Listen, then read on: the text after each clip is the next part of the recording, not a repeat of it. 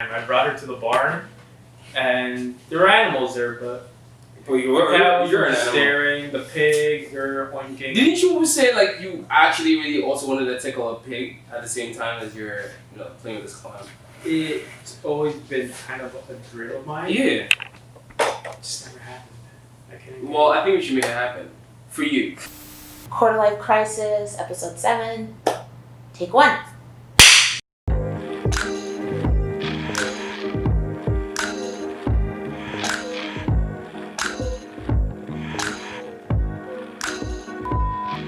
Yes. Action, baby. We're back Welcome back. We have returned gladly. for the pits of hell. We have returned. We're back. How's it been, man? We've been away for so long. It's I think been good. our fans have really been like, yo, what's happening with the podcast? What's QLC doing? What's Quarter Life Crisis saying? Are you going to continue? Has this whole entire thing that's really stopped us and stopped the world from moving, has it fully stopped us? You know how I know it's been a while since we've recorded? Um, We haven't even introduced our names yet. No! You're we haven't right. even introduced We ourselves. haven't. All right, this is Lissandro Lopez, and this is my host. Dolapo and There Lopez. you go. In case you guys have forgotten, which we don't blame. We don't blame you. Really don't. Because we even forgotten ourselves. Yes. Right? We forgot who Yeah. we are. Yeah. We had to stay loyal to this podcast, and we didn't. Yeah. We let you down. We let our viewers down. Our people, family, friends, just fans that come up to us in the street. Little boys, little girls, little Timmy, Veronica. Hey, mister, I saw your podcast. I really want to take a picture with you. Oh my God, I love what you talked about, when your Lissandro here talked about where he was working. I love that. We've been kept in the shadows. Yeah, we really let a lot of people down. And after all those pictures we've been taking with all those many people, and it's just been crazy. It's really been crazy. So, Now we're ready. We're ready. We're ready to pull the blinders up and expose to you guys what we've been up to this whole We'll let you Brovid know. 2019. we call it Brovid 2019 because you know what? We just want to make it our own. Even through these tough moments, we've been still keeping up with our bros for the most part. Of course, we have. Yeah. We have been keeping up with our bros. Gals. Don't forget, we also be keeping up with them gals, but there's no such thing as Galvid. It doesn't rhyme. I have never heard of that. It doesn't just rhyme. doesn't work. No. Gallon 2019? Yeah, it's weird. So, we're back, all right? Enough of this introduction, we're back. And we're actually here to talk to you about just all what we've been up to. Why we've been on a hiatus of sorts, and what we plan moving forward, what we plan to do moving forward, Our phenomenal, what's it called, director, cinematographer, executive producer, Music producer.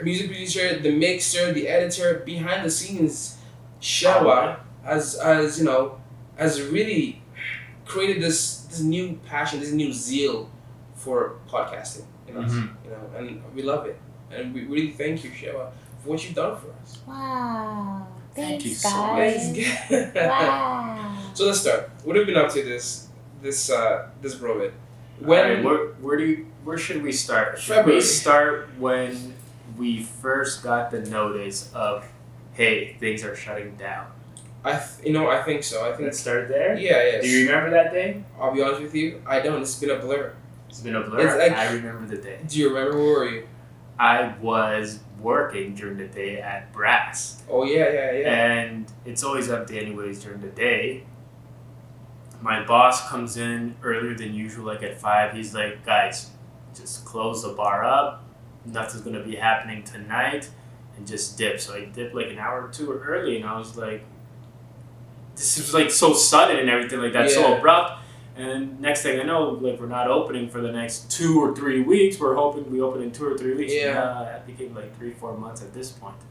Yeah. That's basically how it went for me in the beginning. That's how wow. It feels like a movie. Like, where were you in the beginning? So I just remembered I was at work as well, and I work in government, and it took a while for them to tell us exactly when we'd be off. It was always maybe we'll get news next week, or we'll get news in the next coming days, and it wasn't until it was really middle March, maybe March 12th or something, or maybe earlier, 8th. It was around that time. Yeah, and it was early like, March. hey, let's have a team meeting. This is happening here, and we are actually going to be sending all of you home. And so really like, first 2 weeks, and we'll see where that goes from there. And 2 weeks has become 2.5 months, or almost 3 months really. March, April, May, June, July. Oh. If I got that we're in 2.5 months. 4 months. Yeah. Holy crap. I'm saying 2.5 months, like, this is how you know that I've really lost the plot. Yeah. But then, like, all right, so let's talk about this whole working from home, though, because if I got that message, be like, hey, just work from home, I'd be like, oh, yes. Yes, this is an opportunity for me to slack off and do work slack off. when I want. You know what I mean? Yeah.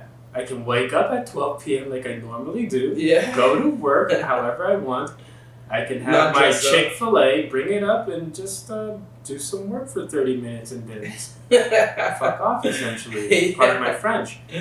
But I'd be excited about that, yeah. I'm assuming you were okay with it? You know what? I'll tell you what. So, when I work every day in the office, I really wouldn't take vacation days. Right? I had so much vacation day booked up because, I really didn't go many places. And anytime I did take my vacation days, let's say I took 3 days, 4 days off, I'd just be at home. I'll be chilling in Toronto, not doing anything because I just wanted to relax from work. Now, when I was told, hey, you're going home to work from home, I said, okay, sure. Where I work, it took a while for everything to be set up with, all the access on the networks. But once we got the access, I really went stir crazy because I didn't know where to define or where the dividing line was between my bedroom and my workspace, or my living room and my workspace, or the kitchen and my workspace. It's the same. It was the same. So I'd wake up, I looked to my right, there my work laptop there. And it's like, okay, I guess I'm time to do work, shower or whatever. Start doing work, go get food, go back to my room, start doing work. A place of escape and a place of just calmness and fun became a place of work, which is very different. I like to have it separated, right? And in this condo, we didn't have, an office where we can say, okay, this is my office. But again, I'll say it, I'd rather be in the office maybe 3 times a week, or maybe even twice a week, and then home the rest of the time, because I need that separation. Mentally I need that separation, right? So over this past few months, I've gotten used to it. I would say my first 3 weeks, I was going crazy, man.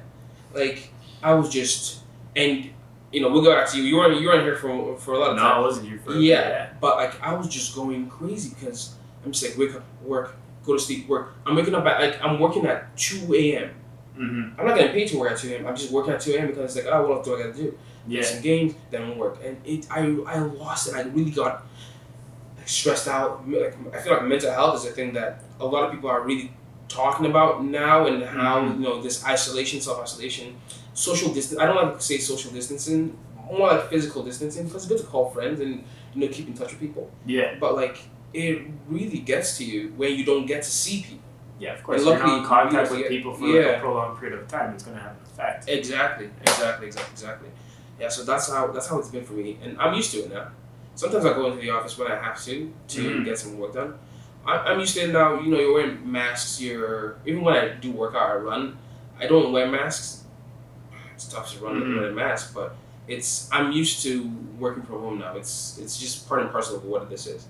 True. And now back to you, my man. You were away for most of this. I was gone for most of it, actually. Yeah, so I guess that's a big part of the reason why we haven't done this in a minute, was because I was gone. So, guys, your impromptu vacation. Yeah, so my involuntary vacation, as we should call it. Yeah. This was started actually a month before the whole quarantine. I was like, basically, of course, my line of work is I bartend at a strip club, and that's where I meet most of the girls, right? So I slowly started to date a girl casually. That's how it started initially, right? Yeah.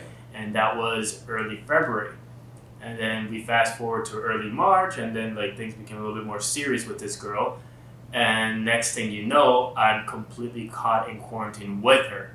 Yeah. So literally the only time I would come back here to the condo was I'm gonna go pick up some clothes, say hey, how are you? Yeah. Hey roommates, hey Sheila, and then dip and go back to her place, right? Yeah. So this was a pattern for 2 to 3 weeks. I would do that every 2 or 3 weeks, and stuff like that. And yeah, so basically for 3 or 4 months I was with the girl. We broke up and stuff like that. She's a dancer, right? So obviously it's gonna come with its own issues. But now for me, it's kind of like I'm just catching up again with my friends. So it all goes back to like what he said. It's kind of like because I was like self-quarantined with her, I'm like, well, I'm not talking to any of my friends. No, you were gone. I was gone. He was gone for a while. Like maybe one text in a week, and hey, you alive? You good? Mm-hmm. Blink twice if you need a rescue. Send me a video. That's serious stuff too, guys. Blink twice. Yeah, or, like, so we joke about text like, yo, I'm alive. Don't worry, I'm alive. Honestly, It's not a joke, but at the same time, you have to make it funny. It's tough because like when stuff like that happens, I like to keep a lot of it like inside of me. Yeah, you don't talk about. So like stuff, when man. I'm going through like these weird situations or like these tough weird situations, like man, I don't really want to talk about this with anyone. I just kind of want to deal with it on my own and stuff like that. And it was like just major hardships with this girl, major hardships. And like you would ask me like, hey, everything good or whatever like that. I'd be like, yeah, everything's cool. Like I come back like nothing happened. Like guys, shit happened. Yeah. Shit happened. A lot of drama and a lot of stuff. So one thing I learned from that is I need to talk to people. Anything is happening, man. I really need to talk to people. I've been always a talker. Like my close friends, really my family, my mother, father, brother, and then one of my best friends, Alex. Like really try with, and even you too. Whenever I have issues, or you've always been the more open one. You've always been very transparent with like your personal relationship with your girl, whatever. That you ask me questions. I'm like, okay, that's good. Yeah, exactly. For me, like I don't do it. I'm just kind of like I'm just deal with this on my own. I feel like I don't know. It's like a burden on someone else that I'm bringing to. You know what I mean? It makes sense. I see what you're talking about. The way I see it is that like even though it's the burden there, I feel like as my true friends, the only people I really go and speak to are my closest friends. And my closest friends, like it wouldn't be a burden because they're here to help me, and as I'm here to help them. How many times has a friend of ours called, hey, I'm asking about work stuff. This is really bothering me. How do you think this? Or there's this girl I'm seeing, and I think this, and she's acting this way. What do you think? What would you do? Yeah, call me anytime. I'll pick up the phone. And we'll chat for hours on end about this. And that's why I feel like I should also give people the trust with my feelings and my emotions. I think it's something. Trust is something that I'm actually opening up with. Properly trusting people. I gave a talk a couple of years ago actually.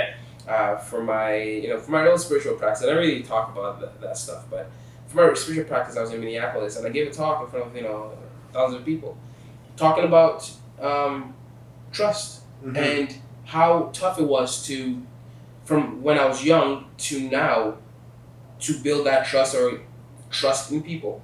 And who it was to actually allow me to open up and actually trust them with my feelings, emotions, just talking. And with this entire broker thing, I think it's really dawned on people that like, hey, I should reach out. I should talk to people. That's what I was going to ask you next. So like also like, how do you feel this whole pandemic has affected like your personal relationship, let's say with your girl or your close friends? Do you feel like it's created a wedge, or do you feel like it has intensified certain things? You know what I mean? Yeah. Okay. So let's start with my friends first. So my whole entire relationships with my close friends, I think it's really stayed the same in the sense that when we were going out, we were allowed to go out and walk the streets like normal people.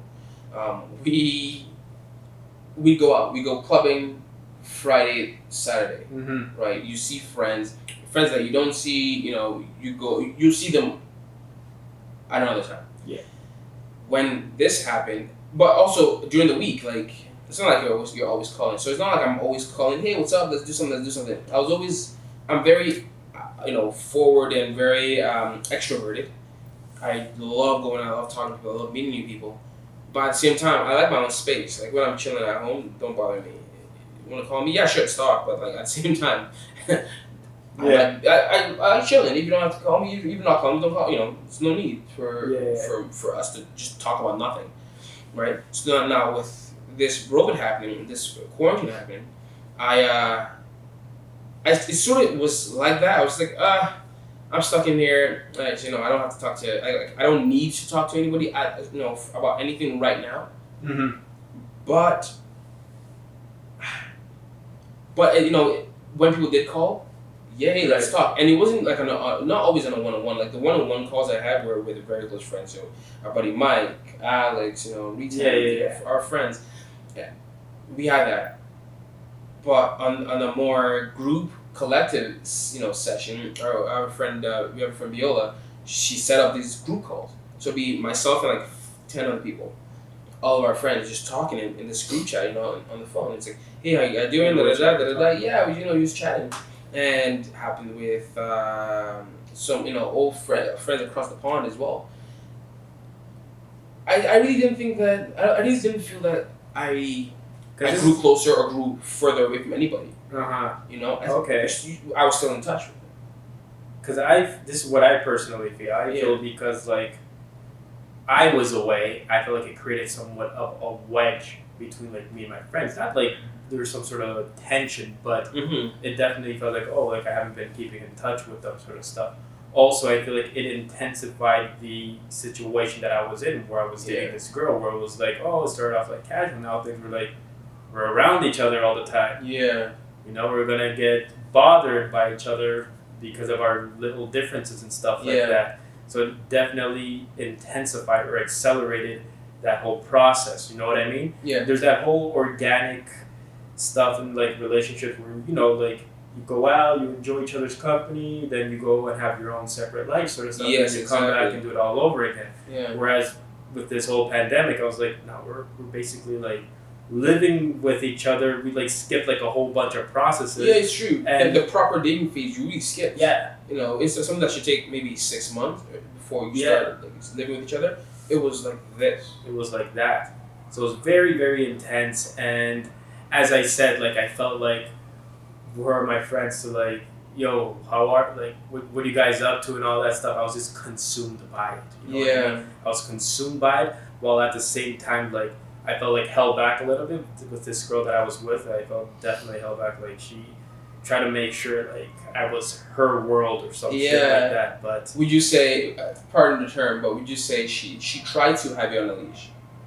Definitely. Definitely. Other people could see it. It's funny. I have one friend who sent a meme to me being like, before or after this? Like, no, this was while I was in it. Yeah. And another friend sent me a meme of like a guy on a leash or whatever like that being like whipped or some shit like that. I'm like, bro, this is what it's starting to feel like. Yeah. Right? And I even expressed that to her. I'm like, listen, like you can't be trying to control my life in this type of manner and stuff like that, right? Like eventually obviously like the relationship ended and stuff like that. So it was lesson learned. And a lot of stories you did say that, like, it seems like she was really trying to control it. When she did come before this entire quarantine, we were hanging out, we were doing our like she was cool. I found her to be funny, I found her to be a cool person. But I didn't see what you saw, because obviously I'm not dating the girl. At that time, so at that point, that was probably like a week or two in, and she was normal. In the early stages, there was no like red flags, as we like to call them. Essentially. Exactly. There's no red flags. Yeah.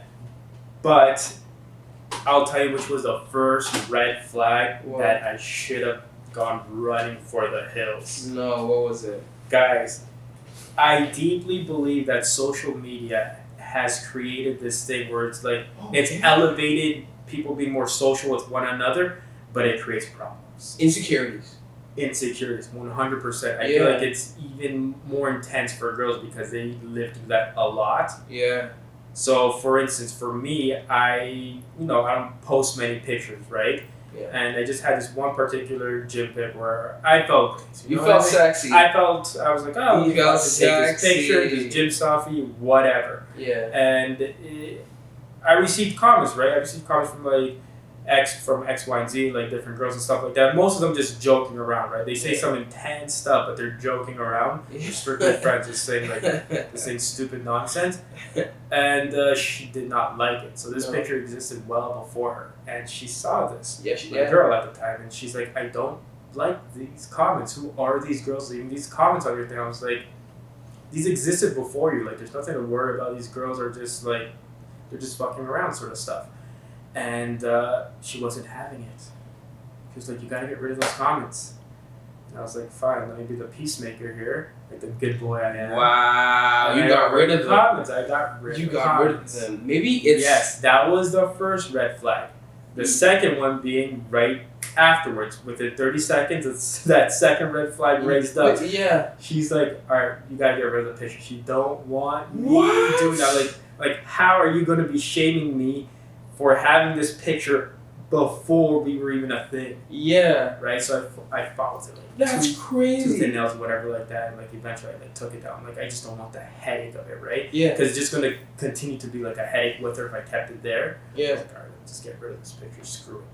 So yeah, that was probably the first two red flags I should have noticed. Holy crap. Yeah. Within seconds of each other, like Yeah. a minute of each other. Yeah, so that's what social media can potentially bring to you, obviously, right? But I don't think it's social media's fault per se, but it just comes with the person, how they handle it. I think it does heighten insecurities. And that's a huge insecurity, especially, and, you know, people can say, well, you're dating someone that comes from a certain world, you should expect these things. But, like, no, you're dating somebody from a certain world that's dancing, and people are paying attention, giving attention, touching, whatever, right? Did you ever feel any type of insecurity or way that, like, oh my, like... I didn't. I've always thought that I would enter the relationship, but I did not feel that way, at least with her. Yeah. So... You were so secure in yourself. I not only was I secure in myself, but it was also like, I'm in front of it all the time anyways. You know what I mean? I work there and stuff like that. I see how a lot of these girls... like how they move, you know what I mean? I can tell you like, oh, this girl looks like she's gonna be trouble. This girl looks like she does this kind of stuff. You see the patterns in it, right? With the dancer. So the one I was with, like, I just know for a fact she wasn't doing any like shady stuff. You know what I mean? So a lot of the girls in the industries, they got like pimps and they do like other stuff, and she's not about any of like that nonsense sort of stuff, right? So for me, like, I was pretty secure in that. It just came a lot more with her insecurity with me working there. Yeah, because you're a bartender. I was the bartender, right? I'm the bartender, and she hated that I was around it all the time. I was like, well, like, you're the dancer. I feel like there's a hypocrisy behind it. You know what I mean? Yeah, I find it so strange. Even going back to, let me just go back to when you took the picture and the comments now. Maybe I'm just too headstrong. Maybe it's the Nigerian in me. I would not take. No, I might remove the comments because she didn't like the comments. Yeah. Or if it's my picture I took from time. No, like, you can't disrupt my past. Yeah. No, stop this. Yeah. Like, come on. What do you do? Unless it's a bad picture. We're talking gym selfie. It's a gym selfie. Come on. Yeah. No, you're not touching that. Like, what was the picture of me on the beach in Dominican when we were there? No, that's like, fine. imagine someone all the comments. Yeah. I love this. Oh, washboard abs. Still got them, girls. But washboard abs. Like, what something like that happened? Like, what am I taking this? That? No, not at all. No. Not at all. Not at all. No. So that's that's the beginning stage of what it was with her and stuff like that, and then eventually things started to progress and develop, and like, you know, good things came from it, bad things came from it, but ultimately I realized like it's everything that I'm going through in that relationship was just not worth it. There was more bad than there was good, right? Yeah. So you said there were a lot of fights? There was lots of fight, and it came a lot with her insecurities. Yeah. And as I said, she was just very highly uncomfortable with like specific girls and stuff like that. Like, I could easily be at home with my family and stuff like that, and you told the story. Yeah, you told the story. Like, she's out here thinking I'm doing X, Y, and Z. I'm like, I'm at home.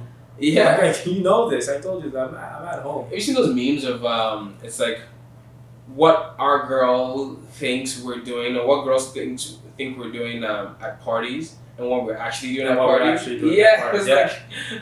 like guys We're are. not gonna be anywhere. Listen, we want to play games. If we're home, we're playing games. Mhm. We're not really chatting up other girls. If it's a guy that's like that he's a bit shady, or like, oh, this guy like just he talks too much of a game or whatever, then maybe sure, Mhm. But like if it's just now I'm going home to do whatever. Or I'm like, oh, I want to go see my family.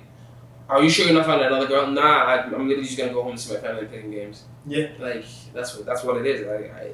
That's hilarious. That's it. Yeah, it's crazy. So I want to say, so you living with her it caused a lot of craziness with this quarantine with Brovid and everything.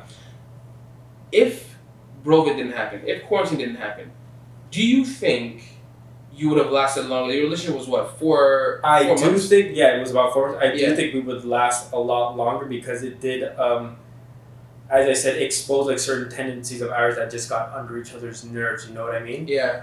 And like I kept a routine before the whole bro, like, all right, let me go and chill here for a bit because like obviously I got work and stuff. Go home and like visit my parents and then go and visit her, right? Yeah. Where that routine was broken and I was just only self quarantining with her. Yeah. Right? So if the Brovid did not happen, I would be able to, like still keep my routine. Yeah. And we wouldn't be causing as much trouble as we were when we were together. No, it's true. Wow. Yeah. So I do feel like we would maybe be together, but I feel like somewhere down the road, eventually it would have. She show her true It colors. would show her true colors. Yeah, and I you think see. it would. Wow. Yeah. So that's how I definitely feel. It's a learning experience, though, right? 100%. Yeah, because you went into this relationship with, I think, just like calmly. You said it was first casual. I was It wasn't open-minded. I Very was super open-minded, open-minded about. I was like, screw it. Let me give this a shot and see where it goes, sort of stuff, right? Yeah. And a little piece of me was like, this is somewhat dangerous, but I was like, screw it. Let me just. You want to have fun. That's what life's some about. fun, You want to yeah. have fun. And now you've seen something that you wouldn't want in a relationship. Oh yeah, lots. Right? Like you've seen a lot. So now you know where to put your foot down in the beginning. If you feel like someone is being disrespectful to you or friends or like, oh yeah, you're not allowed to do that. You know, you gotta put yourself up. And this is to women as well. Like, do not stay in a place that you feel. Well, he said he loved me yesterday. He must love me, but he said I'm a fat cow. No, don't stay there. Like don't let it happen. Don't stay in in this bubble of like what you think is love. Right. And then he goes and do something else. So you just disrespect you because it's a lot. And we can touch upon that now. Mm-hmm. I think during this entire time, there's been a large outcry of people, women, that have been, I guess, really assaulted at home. There have been a lot of calls to the Women's Helpline, and it's really a huge issue. Nobody really talks about it, about being at home with a significant other that's what's the word I'm looking for? Just that attacks you, that is disrespectful, that does this, and it's horrible things.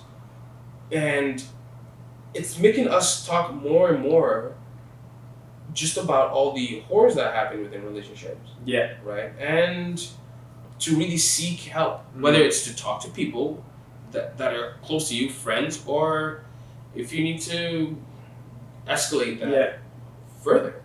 And I think you're completely right about that because, like, as I said, like, this whole thing, like, you're stuck with one person, like your significant other, most likely being that one person, and it's just going to intensify, I find, at least the issues, you know what I mean? Yeah. A lot of good can come from it because you learn each other's tendencies and to adjust or whatever like that, but no one wants to be kept at home all the time, you know what I mean? No, man. They want to go outside, go on dates and stuff like that. Yeah. They want to, go for walks or at a restaurant, right? But that's not happening. No.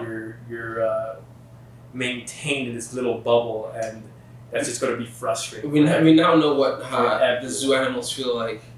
Oh yeah, you know, like or people in prisons and jails. Like, imagine the people that like myself, went stir crazy within the first few weeks. And imagine people that are in jail like innocently and didn't do anything. It's and I know it's even crazy. It's actually not hilarious, but it's just interesting that we're talking about these topics that we never really touched on before. You know, we've always been talking about partying and stuff, but with quarantining and there's no entire partying. There's no partying. If you're partying, wear your damn masks. Yes. If you're partying, wear a mask because so a maximum of 10 people. Yeah. You give a little wink. My eyes were itchy. Where have you been? My eyes were itchy. No, but seriously, like there've been so many issues that have come up. Yeah. So many issues. And we can. I'll briefly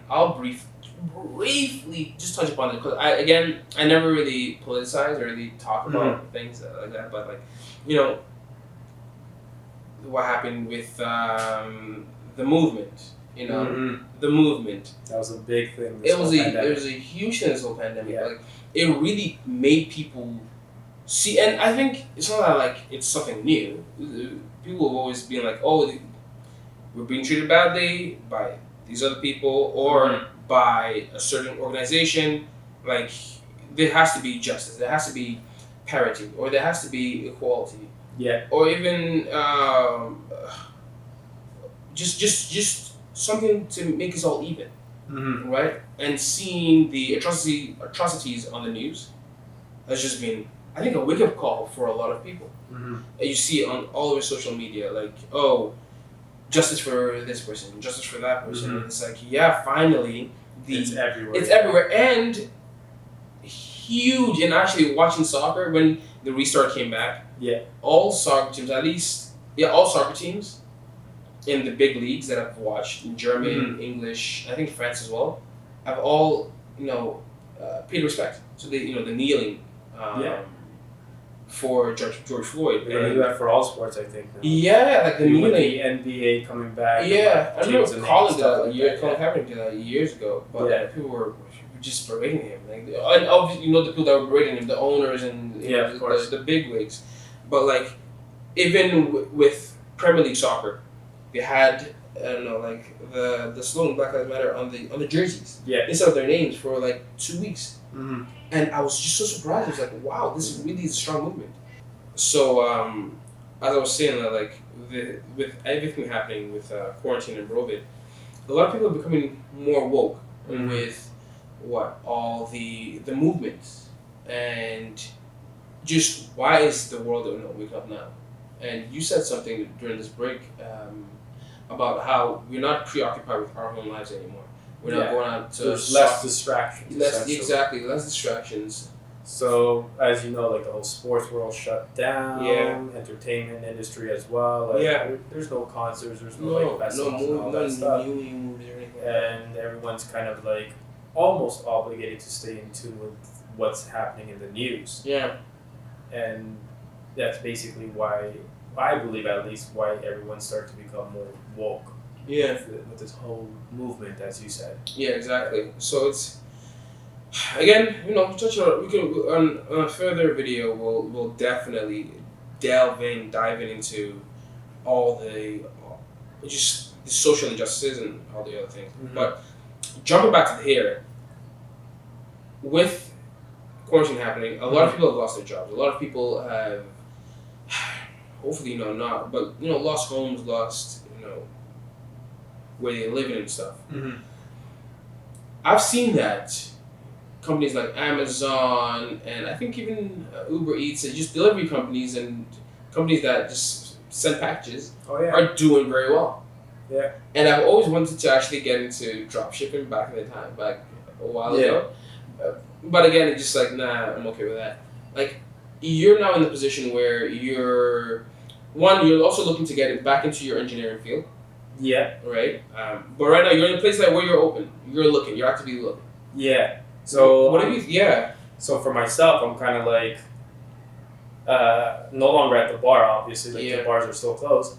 And I'm just kind of like, it's giving me a lot of time to reflect because, sure, I can jump back into my engineering field, but it also opens up, more of an opportunity for me to see, oh, what's this industry about, what's that industry about, right?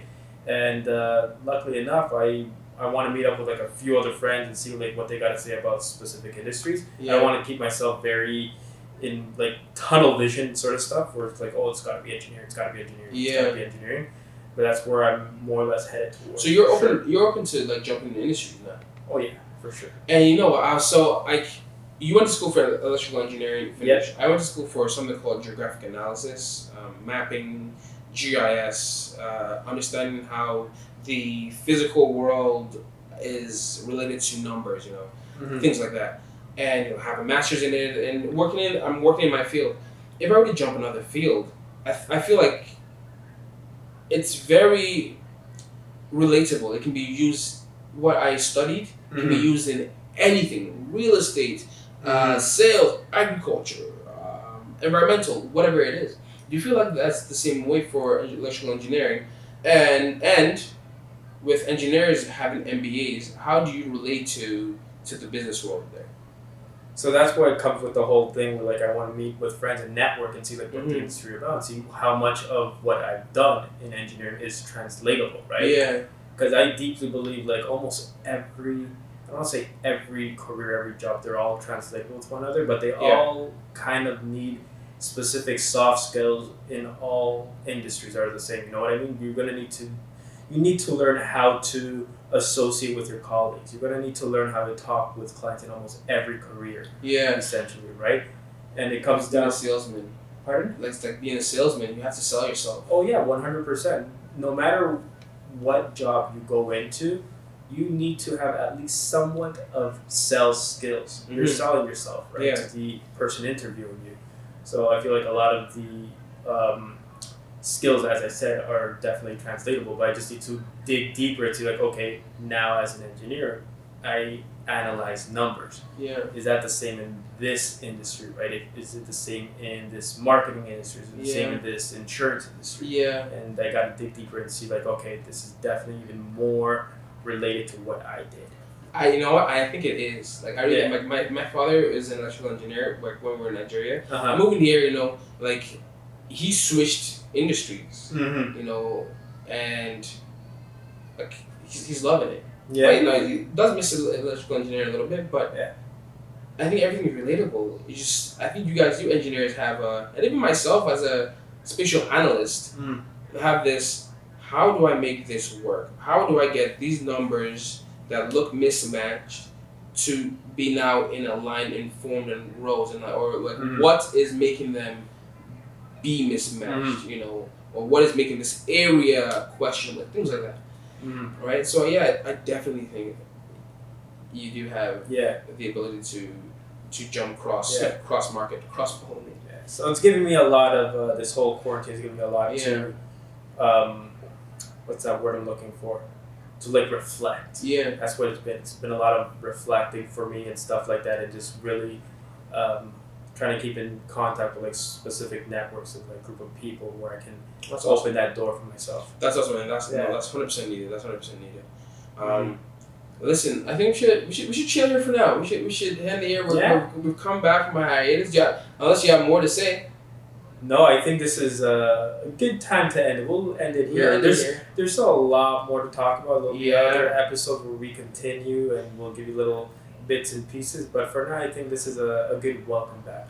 Exactly. And we didn't stop. Guys, just because we put this on a hiatus doesn't mean we quit. No, baby.